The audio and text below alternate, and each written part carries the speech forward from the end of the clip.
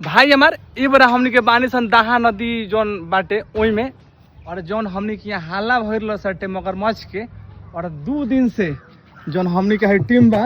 ओकरा द्वारा हम मगरमच्छ के पता लगाए के पूरा इहवा से देख सको तनी कहाँ आइल बानी सन, और गाँव से ये कोई मगरमच्छ के भी पता नहीं चलल।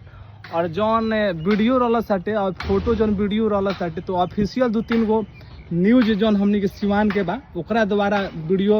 और फोटो बनावल गए रहे, ओकनी के आधार पर हमहू एगो वीडियो बनैले रहनी। आ जैसे बहुत लोग कमेंट कैले सा कि जहाँ भी हम जाते नहीं सब लोग जाने के चाहते लगे मगरमच्छ बा कि ना, तो यही से हमनी के जो नासा मुक्ति के टीम बा ओकरा द्वारा हमनी के 2 दिन से नदी में अपन मगरमच्छ के खोजे के तलाश को नहीं सन, बाकी कोही पता नहीं लागल। और लोगों सबके बता दी कि हमनी के नहीं लागत कि जौन हमनी के दाहा नदी बा एमे मगरमच्छ बाटे, ये सब हमरा देखे से थोड़ा सा अफवाह रहला AI के वीडियो रहला, बाकी फिर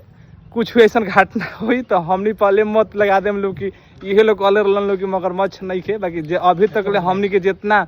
कोशिश कइले बानी सन वैसे अभी तक ले पता लागल बा कि दाहा नदी में जौन हमनी के बाटे वो मगरमच्छ नहीं खे। और पूरा हमनी के टीम देख सकतानी हमसे बहुत 2 दिन से कोशिश करतनी सन कि जो हमनी के आस पड़ोस में मगरमच्छ के नहीं खेनू तो रुआ सभे नासा से दूर रही, फिट रही, और जौन हमनी के नासा मुक्ति अभियान बा एकरा से जुड़ी सभे वीडियो के ज़्यादा से ज़्यादा शेयर कर दी कि लोग जे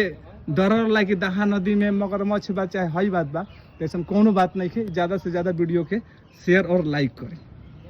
और वह सब अपना से सतर्क रही, काहे कि ऐसा कोनो अनुमान नहीं है कि एमे बा कि नहीं है। हमनी के तो 2 दिन खोजबीन कैले बानी सन तो ऐसे अनुमान लगैले बानी सन, लेकिन फिर भी अपना सावधान रही। जौन है नदी के पानी बाटे ये भी गंदा बा, इस समय बुखार के सीजन चलता तो ओकरो पर ध्यान दिला एक काम बाटे।